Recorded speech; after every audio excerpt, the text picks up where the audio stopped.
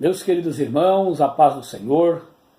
Para a nossa rápida palavra de hoje, eu quero trazer o texto de Efésios, capítulo de número 6, versículos 11 e 12, que diz assim: Revesti-vos de toda a armadura de Deus, para que possais estar firmes contra as astutas ciladas do diabo, porque não temos que lutar contra carne e sangue, mas sim contra os principados, contra as potestades, contra os príncipes das trevas deste século, contra as hostes espirituais da maldade nos lugares celestiais.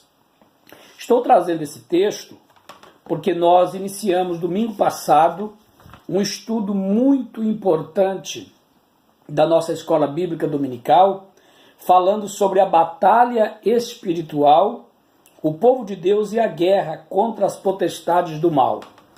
E a primeira lição nossa, ela trouxe um tema muito importante, onde fala da batalha espiritual, a realidade que não pode ser subestimada. Porém, nós devemos também tratar isso com muito equilíbrio. Nós sabemos que a guerra espiritual existe. A Bíblia diz que o mundo, ele jaz no maligno. Há uma guerra. O apóstolo Pedro, ele, até no próprio texto da escola dominical, da leitura bíblica em classe, Pedro ele nos fala, na sua primeira carta 5 e 8, sede sóbrios, vigiai, porque o diabo, vosso adversário, anda em derredor, bramando como leão, buscando a quem possa tragar. Então, é bem verdade que a guerra espiritual está aí. Nós que somos crentes, que temos experiência com Deus, experiências espirituais, nós sabemos como que nós enfrentamos cada dia essa guerra espiritual. Porém, nós sabemos que esta guerra espiritual, aonde muitos vieram trazendo ou dando uma tonalidade totalmente desvirtuada da palavra de Deus, é que nós devemos corrigir e tratar à luz da palavra de Deus como os bereanos, para saber se de fato essas pessoas estão falando a verdade, e não apenas engolir a corda.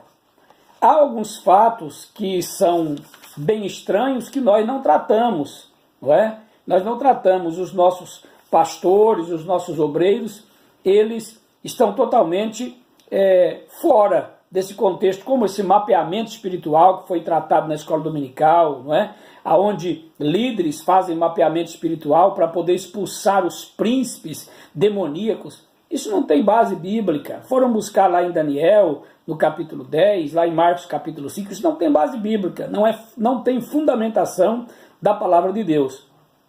Como também a maldição hereditária, essa aqui já é mais perigosa, porque alguns obreiros nossos já estão por aí pensando que pode tratar de, isso é verdade, é uma maldição da família, que veio do avô, do bisavô, do tataravô.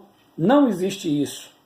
Aquele único texto que fala lá em Isaías 8 e 19, onde vai falar sobre sobre espíritos familiares, ali não quer dizer nada de espírito na família daquela pessoa que procurou o médium, que procurou o encantador. Está falando do espírito familiar, do demônio familiar que aquele médium geralmente ele consegue baixar, né? O espírito é familiar a ele e não familiar à família. Então não tem nada a ver. Então nós, pentecostais, da Assembleia de Deus ou outros pentecostais clássicos, eles não trabalham nesta linha de espíritos familiares que fulano hoje bebe porque o bisavô, o tataravô bebia, é um prostituto. Não.